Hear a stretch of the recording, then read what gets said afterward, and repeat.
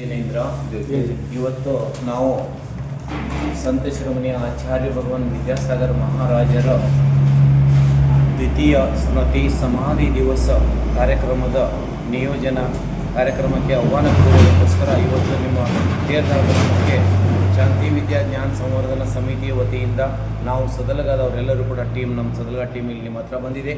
ನಿಮ್ಮಲ್ಲಿ ನಾವು ನೆನೆಸ್ಕೊಳ್ತಾ ಇದ್ದೀವಿ. ಬರುವ 26 ಜನವರಿ 2026 ಮತ್ತು 27 ಜನವರಿ 2026ರಂದು ನಡೀತಕ್ಕಂಥ ಕಾರ್ಯಕ್ರಮ ಏನಕ್ಕಂತಂದರೆ, ಅದಕ್ಕಿಂತ ಮುಂಚೆ ನಾನು ಕಾರ್ಯಕ್ರಮದ ವಿವರವನ್ನು ಹೇಳ್ತಾ ಇದ್ದೀನಿ. ಮೊದಲನೇದಾಗಿ 23ನೇ ತಾರೀಕಿಗೆ ವಕ್ತೃತ್ವ ಸ್ಪರ್ಧೆ ಅಂದರೆ ಭಾಷಣ ಸ್ಪರ್ಧೆ ಇದೆ, ಆಚಾರ್ಯ ಶ್ರೀ ಅವರ ಜೀವನ ಚರಿತ್ರೆ. ಹಾಗೆ ಗಾಯನ ಸ್ಪರ್ಧೆಯೂ ಕೂಡ, ದೇಶಭಕ್ತಿಯ ಗಾಯನ ಸ್ಪರ್ಧೆಯೂ ಕೂಡ ಇದೆ. ಅದಕ್ಕೋಸ್ಕರ ಈ ಗಾಯನ ಸ್ಪರ್ಧೆಯಲ್ಲಿ, ವಕ್ತೃತ್ವ ಸ್ಪರ್ಧೆಯಲ್ಲಿ ನಮ್ಮ ವಿದ್ಯಾರ್ಥಿಗಳಿಗೆ, ನಮ್ಮ ಜೈನ ಸಮಾಜದ ವಿದ್ಯಾರ್ಥಿಗಳಿಗೆ ಅಷ್ಟೇ ಅಲ್ಲ, ಅಜೈನ ವಿದ್ಯಾರ್ಥಿಗಳು ಕೂಡ ಭಾಗವಹಿಸ್ಬೋದು. ಯಾಕೆಂದರೆ ಯಾರಲ್ಲಿ ಕಲೆ ಇದೆ ಅವ್ರಿಗೆಲ್ಲರಿಗೂ ಕೂಡ ಅವಕಾಶ ಕೊಡ್ತಕ್ಕಂಥ ಒಂದು ಕಾರ್ಯಕ್ರಮ.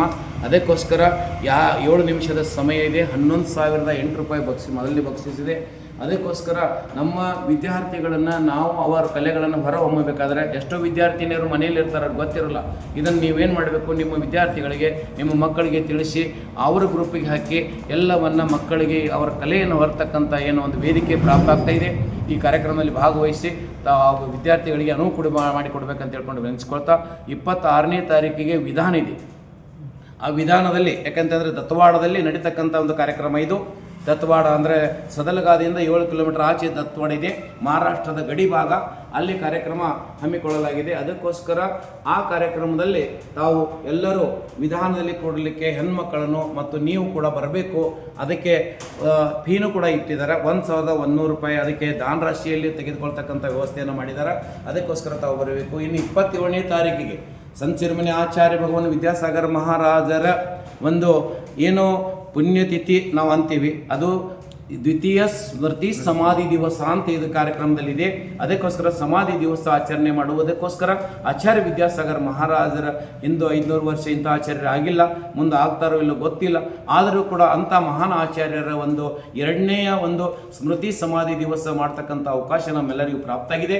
ಅದಕ್ಕೋಸ್ಕರ ನಾನು ತೇರ್ದಾಳದ ಸಮಸ್ತ ಎಲ್ಲ ಶ್ರಾವಕಿಯರಲ್ಲಿ, ಅಧ್ಯಕ್ಷರಲ್ಲಿ ಹಾಗೂ ಉಪಾಧ್ಯಕ್ಷರಲ್ಲಿ, ಕಾರ್ಯದರ್ಶಿಯಲ್ಲಿ ಹಾಗೂ ಎಲ್ಲ ಶ್ರಾವಕರಲ್ಲಿ ವಿನಿಸಿಕೊಳ್ತಾ ಇದ್ದೀನಿ. ಹೆಚ್ಚಿನ ಸಂಖ್ಯೆಯಲ್ಲಿ, ಕರ್ನಾಟಕದಿಂದ ಹೆಚ್ಚಿನ ಸಂಖ್ಯೆಯಲ್ಲಿ ನಾವೆಲ್ಲರೂ ಹೋಗಿ ದತ್ತವಾಡದಲ್ಲಿ ನಡೀತಕ್ಕಂಥ ಆಚಾರ್ಯ ಶ್ರೀಯವರ ಒಂದು ದ್ವಿತೀಯ ಸ್ಮೃತಿ ಸಮಾಧಿ ದಿವಸಕ್ಕೆ ಭಾಗಿಯಾಗೋಣ. ನಾವೆಲ್ಲರೂ ಕೂಡ ಪುಣ್ಯ ಸಂಪಾದನೆ ಮಾಡಿಕೊಳ್ಳೋಣ ಅಂತಕ್ಕಂಥ ನಿವೇದನೆಯನ್ನು ನಮ್ಮ ಸದಲ್ಗಾ ಟೀಮ್ ಎಲ್ಲ ಶ್ರಾವಕಿಯರು ನನ್ನ ಜೊತೆ ಬಂದಿದ್ದಾರೆ. ಅವರೆಲ್ಲರ ಪರವಾಗಿ ನಿಮ್ಮಲ್ಲಿ ನಾನು ವಿನಿಸಿಕೊಳ್ತಾ ಇದ್ದೀನಿ. ಹೆಚ್ಚಿನ ಸಂಖ್ಯೆಯಲ್ಲಿ ತಾವು ಬಂದು ಭಾಗವಹಿಸಿ ಈ ಪರಿಸರದಲ್ಲಿರ್ತಕ್ಕಂಥ, ಹಳ್ಳಿಯಲ್ಲಿರ್ತಕ್ಕಂಥ ಎಲ್ಲರನ್ನೂ ಕೂಡ ತಾವು ಕರ್ಕೊಂಡು ಬರಬೇಕು.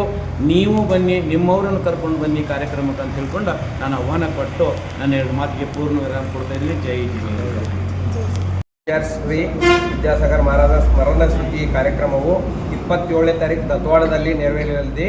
ಆದ ಕಾರಣ ಸದಲಗ ಶ್ರಾವಕಿಯರು ಇಲ್ಲಿ ಎಲ್ಲರೂ ತಿಳಿಸಲು ಬಂದಿದ್ದಾರೆ. ಇದೇ ರೀತಿಯಾಗಿ ನಾವು ಕೌಟ್ಕಪ್ಪಾಗಲಿ, ತಮ್ಮದಡ್ಡಿ, ಶಿವಗುಣಸಿ, ಹಳಿಂಗಳಿ, ರಮಕವಿ ಸುತ್ತಮುತ್ತಲಿನ ಎಲ್ಲ ಶ್ರಾವಕಿಯರನ್ನು ಎಲ್ಲರಿಗೆ ತಿಳಿಸಿ ಎಲ್ಲರೂ ಕರ್ಕೊಂಡು ಅಲ್ಲಿ ಹೋಗಲು ವ್ಯವಸ್ಥೆಯನ್ನು ಮಾಡಿಕೊಡುತ್ತೇವೆ. ಧನ್ಯವಾದ.